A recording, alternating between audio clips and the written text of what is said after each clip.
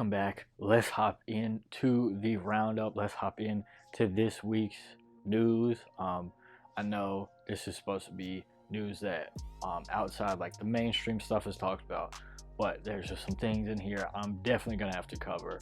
Like our first topic, Trae Young's new shoes, the TY ones. I don't know, Trae Young ones. On his sneaker, you can see his logo is like TY, which is, he said in a quote that he wasn't supposed to wear these like during games, yet these were only practice pairs he was sent to try out and test, and he said, oh, I like them so much, I'm gonna go ahead and wear them in the NBA playoffs and just destroy the Knicks and become their new owner. So it's pretty dope, pretty cool. I like how they look. There's no word on tech specs or anything like that, but he did wear a few different colors and stuff.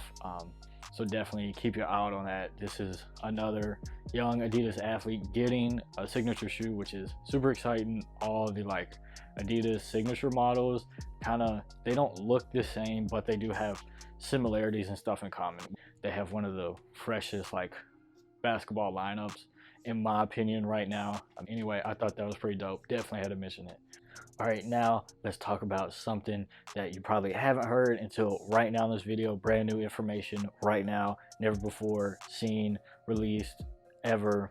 Actually, it was released because I would know about it if it wasn't released. But anyway, you know what I'm saying. Complex already talks about Trae Young. Complex didn't talk about this. G League team for the Boston Celtics has officially changed their name from the Maine Red Claws to the Maine Celtics. I know, right? You're gonna have to trade out all your old Maine Red Claws jerseys and Maine Red Claws hats and apparel and go get some Maine Celtics jerseys. I actually thought this was pretty interesting. G League teams and like minor league teams overall don't change their names a lot or their branding. Like maybe if they go from like one pro team to another pro team, they might have changed, but like the Maine Red Claws are still associated with the Celtics, and this is kind of out of nowhere. The president said they changed it so they could be more in line with their like Boston Celtics like heritage and history, which makes sense. Go right now, still the same logo, it's just green, which I thought was funny. You're gonna change to the Celtics, but it's still a green lobster. But yeah, brand new information.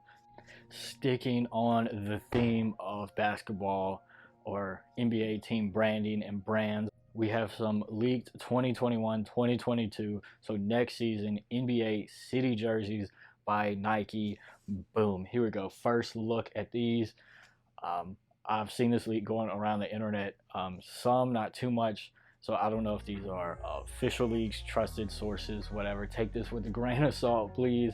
But I know I covered the other NBA jerseys, so this is kind of a follow-up.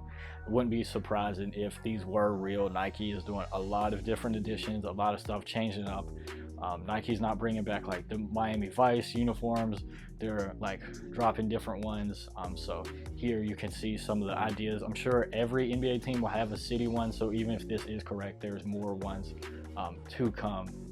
The most notable one for me is that Miami jersey. If you can see, it's like a mashup of all the logos. It's like Nike was sitting there in a meeting and was like, wait a minute, everyone likes these logos individually, right? And I was like, yeah. So how about we put them together? And it's kind of ugly. It's kind of ugly in my opinion. I know y'all are probably tired of hearing about J. Cole. I feel bad for talking about him this much. I like J. Cole, like his music, but I did not anticipate to talk about him in like 5 videos. That was not the plan.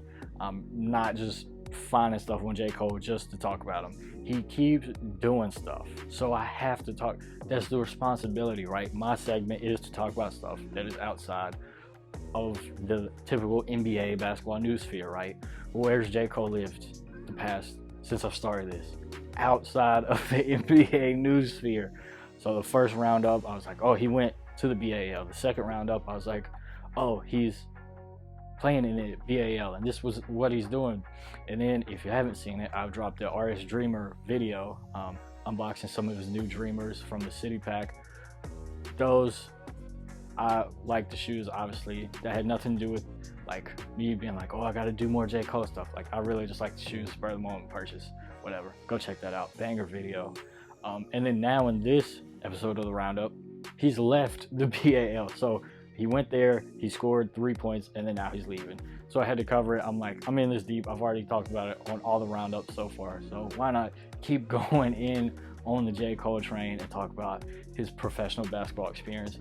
Hopefully this will be the last time he's in one of these segments, because I think he's done hooping, but we will see about that. J. Cole ended up playing 45 minutes in his 3 games with the team, and he was able to score 5 points, get 3 assists, and get 5 rebounds total in all of his games, which not too bad. It's still professional basketball. Was some pushback on him going down there though. It's funny because when he was going down there, I didn't hear anything. I was on Twitter. I was like keeping a close eye on the situation because I know I want to cover it. And I didn't hear anything, not from the players, not from the league. But now that he's gone, there are some teammates of his that were not too happy, and some people around the BAL just in general saying it's not right for a guy with all the money he has, all the fame, everything, to just come down here and take a spot of a person who could be more deserving of it. And they were all like mad because they thought J. Cole was just entitled and thought he could come down here and didn't really earn his spot. But come on now, that talent pool is not that deep where J. Cole can't get on a roster spot. I think J. Cole would have been on a roster spot anyway. Maybe not on the Patriots, who were like the best team coming in. And they didn't win the championship, so. But I get being mad about this famous guy just comes in and walks on the best team. But you can't tell me that out of everyone who signed up to play for that he took a spot away from someone. Like, get out of here. No way. If he would have took a spot away, I doubt any president of those basketball organizations would have looked at someone and be like, you know what, I'm gonna give this 21-year-old a shot who's not gonna bring in fans, who's not gonna do stuff from our organization, who's not gonna help the league start up. Like, they would have had the same production. Like, come on now. I don't think he took a spot. This was good for business, good for his team. We wouldn't even be talking about this player right now if it wasn't for J. Cole. So he helped the league. Even though it was 3 games, it was a little good push for them, and he got to do what he wanted to do. Don't complain. Also, I seen a video where he gave his team like free Puma stuff. Like, he loaded them up, and I heard Puma was in talks or negotiations with some teams about being their sponsors, like sneaker sponsors, jersey sponsors, stuff like that. So BAL League actually wrapped up between like now and the last video about the BAL I made. So it's 12 games, super short season. The Egypt team won the inaugural championship. They won like 77-3 in the championship game. So the Patriots, J. Cole's team, weren't even in it. That might have had something to do with J. Cole leaving and being like, you know what, I could go make an album, go hang out with Drake, do whatever I want to do, or I could sit here on the bench and not play and lose. So that might have had something with it. But congrats to that team, congrats to that league and stuff. Definitely want to see a longer season next year, maybe like 24 games, something else, because I feel like I missed 2 games and then the playoffs started. So it's like, kind of happened fast, but good for them. Congratulations on the season. And another topic, I know it seems like all these roundups have 2 things in common: J. Cole and, oh yeah, Kobe. Yeah, Kobe. Everyone, I talk about Kobe and J. Cole. Again, not on purpose, stuff just keeps happening. So what you gotta do? But so in this week, or this episode, so you know, last episode I was talking about Vanessa Bryant and Kobe's estate trying to get trademarks and ownership of some of Kobe's logos and stuff to make some merch. They made sweatshirts, sweatpants. They're coming out with apparel, and they also filed for footwear. Nike doesn't have a deal with Kobe anymore. Like, the deal ran up. All the shoes you see NBA players playing in right now are ones that were made before the deal was up. So there's no new Kobe supposed to come out. But y'all might have seen pictures of this leaked black and white Mamba colorway. It has like the Mamba logo and then a 2 for Gigi. So Nike was in talks with Vanessa and the state to make these. These are pre-production shoes. These were a possibility to come out if another deal would have got made. Obviously, no deal is made yet, or has not been made yet. And these were already produced, because that's how sneakers work. They just don't make one of a shoe. They make a couple hundred or 1,000 or whatever. So they already made a bunch of these shoes, but they weren't supposed to be released, which is normal. Nike makes a ton of shoes all the time, and none of them ever see the light of day, and no one even knows they exist. But apparently, because these are Kobe shoes, and because of the like situation right now, these possibly could have been the last shoes that Nike made with the Kobe logo on it.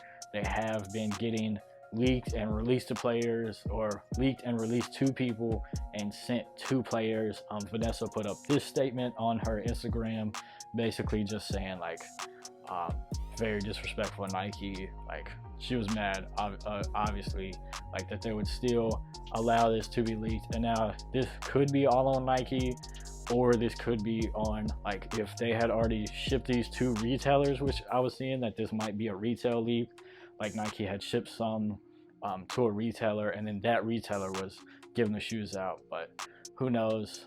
There's a lot of people that come in contact with shoes along the way, so who knows where these might have got out. But these are obviously not authorized to be sold by Nike. These aren't on sale, nobody can get them. So there's actually been NBA players that have worn these. Chris Middleton wore these against the Heat in their playoff series. I haven't seen anything where he like came out and made a statement. I'm sure he didn't know. I'm sure like most NBA players, people just send you shoes and like you wear them. Like, but it's not a good look for Nike to not kind of respect the wishes of the state, especially when there's no contract. But that's the latest kind of saga in this Mamba stuff. Hopefully they can get this reconciled. I don't think this is good for a deal though. I think this makes Vanessa and the state not trustworthy of Nike. I don't know the details of why they weren't able to work out a contract, but I don't think this helps. I think this just furthers the point that there will be a Mamba line with clothing and footwear. Definitely coming sooner rather than later, especially after this. Thank you for sticking through this video this long. If you've watched this long in the video, make sure to leave a like down below, hit the subscribe button, bell. You know what to do. You know how it is. Let me know if you enjoyed this. Let me know if I missed anything. Let me know if you're wanting specific information and stuff. Just give me some feedback down in the comments and stuff. And until next time.